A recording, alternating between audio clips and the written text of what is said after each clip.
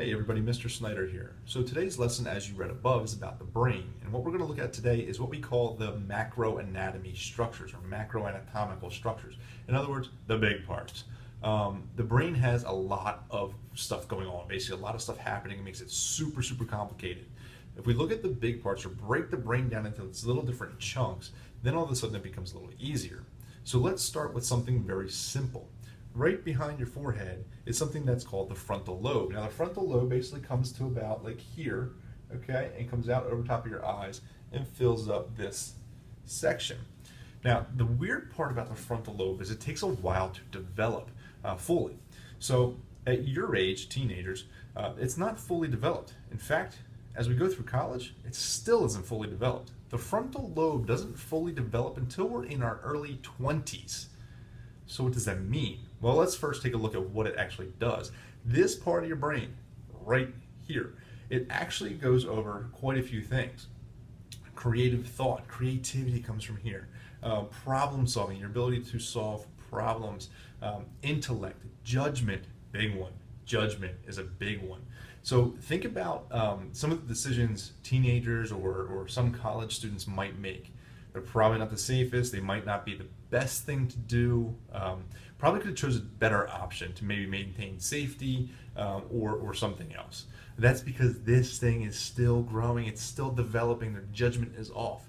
And with that, their behavior might not be what it should be.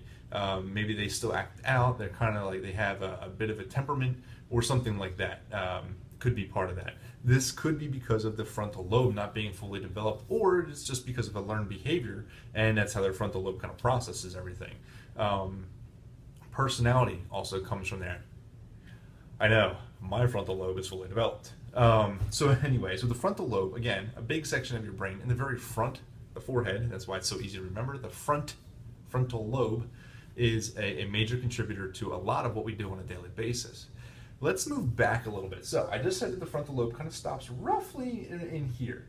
The next section is basically like right in this range. See, this is when it helps to be bald. So it's right about in that range.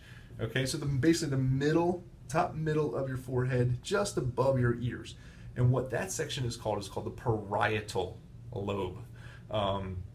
People say this differently. I've always said it parietal. And you'll see this you've seen this in the lesson. But what the parietal lobe does is it's responsible for language, reading, and our senses. Now the cool thing about this is where the frontal lobe and the parietal lobe meet, there's a big gap. It's known as a fissure, or actually a gyrus. There's all these little folds and wrinkles in the brain, as you've seen above. And each wrinkle is called a gyri, and those together, each wrinkle is called a gyrus, and those together in plural form is called a gyri, G-Y-R-I.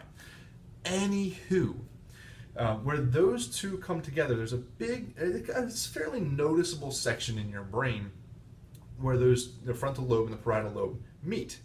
Well, one side is like the motor cortex, where like basically movements are happening. This is controlling movements, and the other side is more of like a sensory type thing, like senses kind of occur. But what does the parietal lobe do? It's language. Again, this section right in here, basically the top middle of your head, comes down just to about your ears, and it's about yay wide.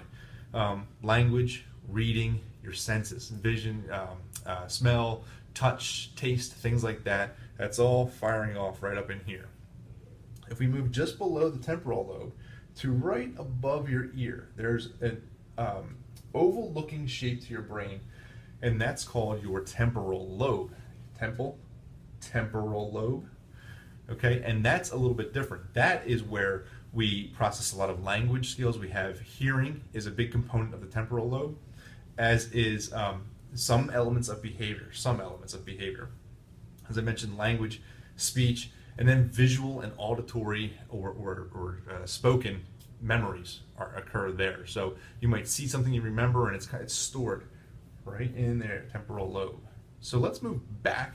The back part of your brain, back here, the very back of your head, the opposite of the front, is called the occipital lobe. Not as easy of a term to figure out or remember, I know, but it's the occipital lobe. Believe it or not, this is where we see. This controls vision. Yeah, these things. You think it'd be right here. It goes all the way to the back of your brain. In fact, behind your eyeball is a cord. It's the optic nerve. And those optic nerves come back and then they cross.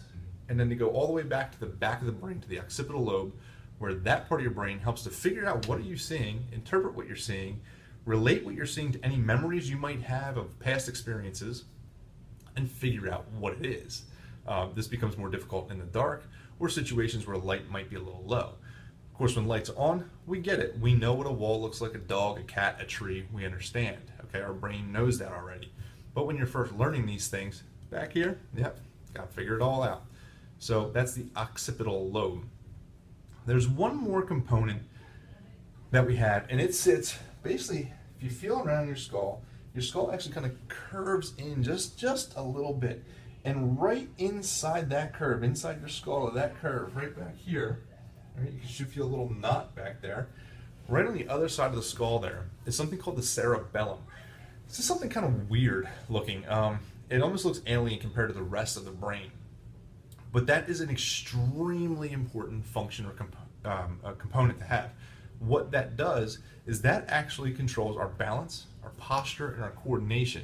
We damage that, we miss that, now all of a sudden our movements aren't smooth, our coordination is off, our posture could be bad, things like that. So it's an extremely important component to what we do on a daily basis. We need it basically to move around and be as smooth and as fluid as we like.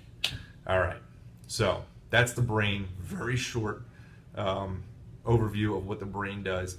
But review this, check this out. You should know the frontal lobe, the parietal lobe, the temporal lobe, and then the occipital lobe, and beneath, back in here, the cerebellum. In the next lesson, next week, we're going to actually go over the internal parts of our brain. And then lessons after that, we're going to start to get into more mental health, depression, anxiety, things like that. So with that, I wish you well. Have a great day. If you're missing anything or you didn't understand something, check the lesson out above. Look at some of the information below, or reach out to me in the VO. Contact me in any way, shape, or form that you can, and we'll get those questions answered, or we'll just have a discussion.